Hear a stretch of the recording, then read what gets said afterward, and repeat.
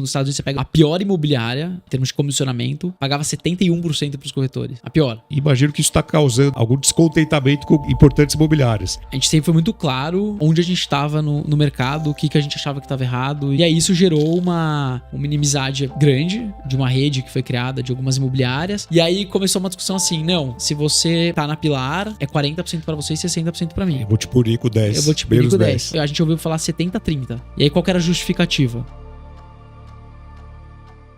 E vocês estavam com uma camiseta com uma mensagem meio polêmica, né? Ex-inimigo. O que estava escrito naquela camiseta? Tinha basicamente um número que era 30%, que é a Sim. média comissionamento que o corretor fica, né, dos 6%. E atrás estava quem merece a maior parte, que era uma brincadeira que a gente faz do modelo de comissionamento no Brasil. Então hoje, nas imobiliárias mais tradicionais, o corretor fica com 30%. Exato. Ou às vezes menos até. 30 é o legal, né? A gente falou com alguns corretores de Curitiba que falaram pra gente lá que o mercado era 20%. Daí eu falei, puta, a gente devia ter mudado a camiseta. Mas até pegando um gancho do evento, né? A primeira palestra do evento foi do Mike Del Prete. E aí eu lembro muito, né? Quando ele mostrou o gráfico, eu falei, caraca, ele tá preparando aqui pra gente. Aí a deixa, né? Que ele colocou uma tabela com os modelos de comissionamento que as maiores imobiliárias dos Estados Unidos praticavam. A pior imobiliária, né, em termos de comissionamento, pagava 71% para os corretores. A pior. E isso é um problema no Brasil, né?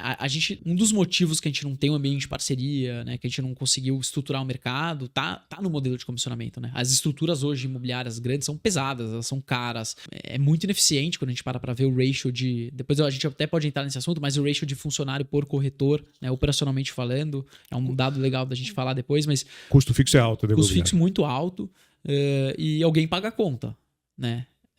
Então, assim, se você pegar nas imobiliárias o melhor corretor, ele ganha a mesma coisa do que o corretor que nunca vendeu nada. Um dos problemas que tem é que o ambiente não favorece o melhor corretor, o top producer, que nem nos Estados Unidos. O top producer nos Estados Unidos, você pega uma Compass da vida, ele senta na mesa e negocia a comissão. Ele chega a ganhar 95% da comissão. Sim. E aí a gente viu esse dado e a gente surgiu um pouco mudando isso, né? Então na Pilar, a Pilar fica com 10% da comissão, de 10% a 15%, e o corretor fica de 85% a 90%. E aí quando você inverte a balança de uma forma tão agressiva assim, o que você possibilita são outros olhares para o mercado. Você já tocou no assunto da taxa. Então, assim, quando o corretor olha essa mudança, eu vou sair de 20, 30, 40 para ganhar 85, Sim. 80, 90, é o ganho substancial que ele vai ter. No começo até todo mundo achava que era uma fraude, né? Um scam. Puta. Tinha um asterisco. Onde que tá aqui? O que você vai me roubar aqui no futuro? Então a gente teve até esse problema de credibilidade no começo de explicar, não, é assim. Aí falava do mercado americano, etc. Mas é isso, é uma inversão total da maneira como o mercado opera. E aí, só pra deixar claro, não é que a gente é contra a imobiliária, Sim, né? não, já te perguntar isso.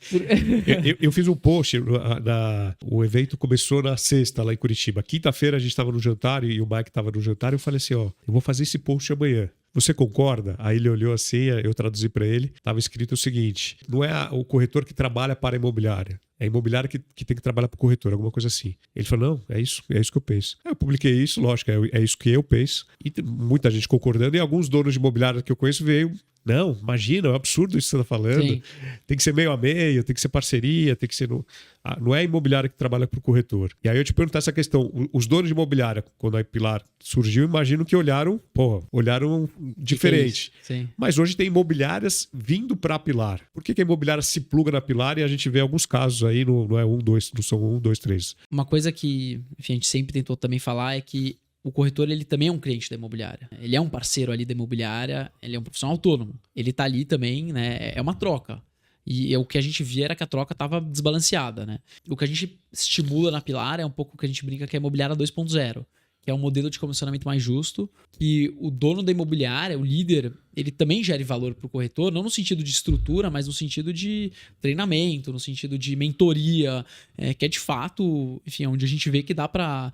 né, esse líder, ele às vezes tem uma rede de relacionamento que ele vai envolver esse corretor associado. Então tem uma série de maneiras que dá pra gente, pro líder, gerar valor pro associado. Mas uma coisa que as imobiliárias que se plugaram na Pilar entenderam foi que existe um problema muito grande no mercado imobiliário que é turnover, né? Todo mundo sabe, o giro é absurdo. A cada 3 anos, um dado legal, a cada 3 anos o mercado praticamente se recicla no Brasil. É como se o mercado se renovasse 100%. Não existe esse nível de churn, assim, a gente pode dizer, em nenhum outro mercado. E aí, a imobiliária 2.0 que a gente fala é você tem que ter um modelo na sua imobiliária um modelo progressivo que estimule o corretor a querer ficar, porque o corretor, a partir do momento que ele fica bom, ele vai sair. Ele fala, por que eu tô aqui? É questão de tempo. É questão de tempo. Essa é a coisa, assim, o corretor olha e fala, eu deixo 70% da minha comissão aqui. Puta, você é meu amigo, eu te adoro, eu gosto às vezes do espaço físico, mas cara, 70%?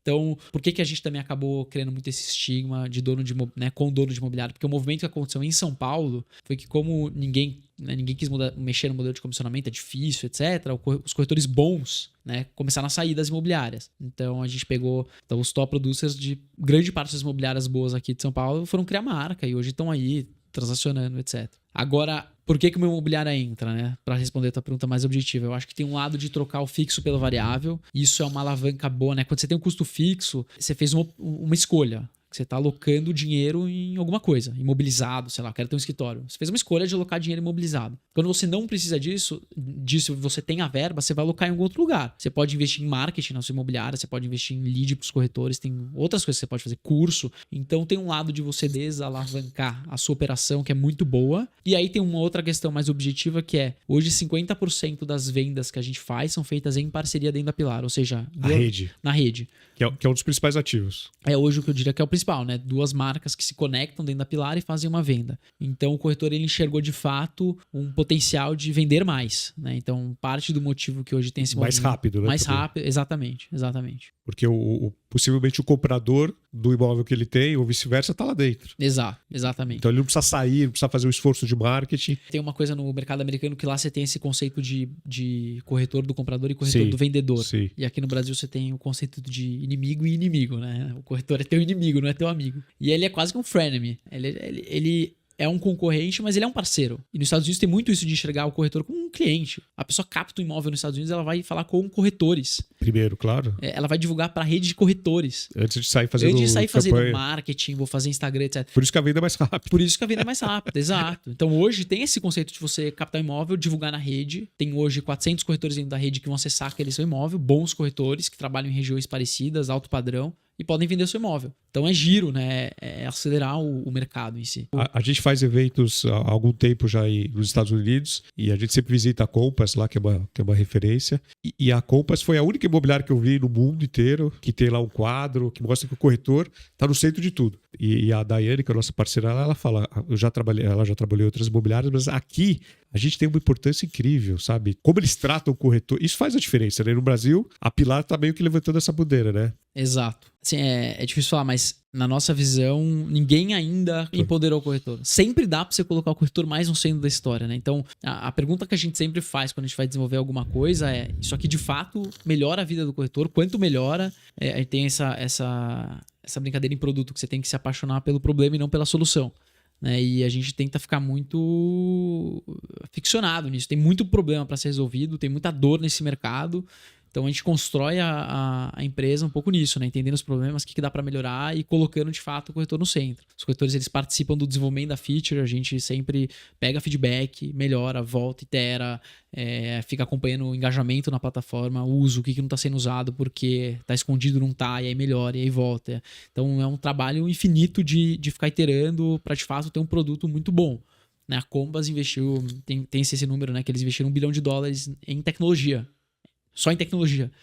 A gente está bem longe disso, obviamente, mas a gente se espelha muito neles na parte tech. Eles têm, assim, a Compass tem uma parte no sistema que é um marketplace, praticamente, que é o corretor, ele acessa um marketplace da Compass de produtos que é para ele presentear compradores e vendedores com os... Assim, é um nível absurdo né, que foi avançando a solução deles. Então é incrível. Então a gente se espelha muito, mas quando a gente também começou, a gente viu que, na nossa visão, a oportunidade no Brasil ela é maior, porque o problema de infraestrutura, em alguma medida, já foi resolvido nos Estados Unidos. E o problema no Brasil, não. Então lá você tem os MLS locais, que você coloca um imóvel, tem exclusividade, tem todo um mercado que é muito dinâmico. No Brasil você não tem nada. Agora, quando a Pilar surge, ela começa a atrair corretores de importantes imobiliários de São Paulo, que olham o modelo da Pilar, e hoje é cada vez mais, e estão deixando uma imobiliária tradicional e se associando à Pilar ou criando a sua marca, ou entrando para um time. Imagino que isso está causando aí algum descontentamento com importantes imobiliárias. Como que é a relação que a Pilar tem, que vocês têm com outras imobiliárias que não estão na Pilar? Acho que é legal também falar de algum movimento que foi criado recente, das outras imobiliárias importantes se unirem, mas é legal a gente comentar um pouco sobre isso também. Sim, o nosso slogan, né, era Pilar, e aí antes era uma frase que é onde corretores se conectam, e hoje é corretores no topo. A gente sempre foi muito claro onde a gente estava no mercado, o que a gente achava que estava errado e quem que é a peça que a gente acredita que tem que ser impactada para a gente transformar o mercado de fato. E aí, uma coisa que a gente sempre foi muito a favor, e também foi uma das principais bandeiras que a gente defendeu, é a parceria. O mercado, ele para operar no nível de eficiência bom, a gente precisa ter um mercado aberto, um mercado de parceria. Os corretores, eles precisam olhar para outros corretores como parceiros, e eles precisam fazer negócio, precisam trocar imóveis, precisam trocar informações de clientes. Então, são informações que é isso que vai mudar o mercado, né? Esse nível de eficiência. E quando a gente veio com esse modelo novo, diferente, os primeiros corretores que vieram, na verdade, foram autônomos, que se plugaram na Pilar. E existia uma coisa muito clara nesse mercado, que era o corretor autônomo, ele que ia atrás da imobiliária. Porque o corretor autônomo, por que ele saiu da imobiliária? Normalmente ele tem uma carteira de cliente, ele não sai com o imóvel, e aí normalmente ele acessava a imobiliária pelo supply, né? Ele queria imóveis. Então existia esse fluxo. Quando a gente começou a unir os autônomos, eles começaram a transacionar entre eles, né? Eu tenho esse imóvel, você tem aquele cliente, esse fluxo foi diminuindo. E corretor também fala, né? Corretor em visita, fala muito, onde eu tô, como que tá Pilar, como não tá. E aí, como a gente de fato colocava o corretor no centro, entregava tecnologia, os corretores começavam a elogiar muito. E aí teve um movimento de indicação muito forte que foi trazendo corretores. E, de novo, primeiro muitos autônomos, mas depois os melhores corretores das imobiliárias começaram a perceber que talvez o modelo faria sentido para eles. E aí começou essa onda de os corretores saindo da imobiliária para abrir marcas próprias, enfim, e trabalharem em times menores, etc. E aí isso gerou uma inimizade grande. Aconteceu esse movimento no mercado aqui no Brasil, né, de uma rede que foi criada de algumas imobiliárias, e aí começou a ter muita confusão nos termos da parceria. Exemplificando aqui um exemplo. Então, a gente pegou lá, né, normalmente como uma parceria é feita. É um 50. Se você tem um cliente ou tem um imóvel, é uma transação de duas partes, você tem 50%, eu tenho 50%. Isso que na minha visão é o justo. É o manual, tá no manual. Isso é o que tá no manual. E aí começou uma discussão assim, não, se você tá na Pilar, é 40% pra você e 60% pra mim. Eu vou te punir com 10. Eu vou te punir com 10. Ou a gente ouviu falar lá 70-30. E aí qual que era a justificativa? Duas justificativas. A primeira é eu tenho estrutura, minha estrutura é cara, então não pode ser a mesma coisa, você é um autônomo, etc. E a segunda justificativa que era um pouco do o que tava por trás, a imobiliária, ela não queria que o corretor de fora ganhasse mais que o corretor de dentro. Então, em vez de olhar pra dentro de casa e arrumar a casa pra pagar melhores coisas, é melhor você prejudicar quem tá fora. E aí o que aconteceu? Os corretores autônomos que saíram foram ficando mais incomodados com a situação e começou a ter um conflito chato, né, nessas parcerias, etc. Agora eu sinto que o mercado tá voltando um pouco, tá se ajustando mais pro 50, a gente escuta casos ainda, mas a gente tem visto. Agora, isso respinga no cliente final, né? Com certeza. Que é um dos principais interessados no negócio, né? Isso é uma loucura, né? Às vezes a gente tá tão inserido que você esquece quanto que você esconder o imóvel, você prejudica o cliente. Uma outra coisa que acontece hoje nas imobiliárias, isso ainda acontece, tá? Quando a imobiliária capta uma exclusividade, ela tende a ficar com 60% da comissão.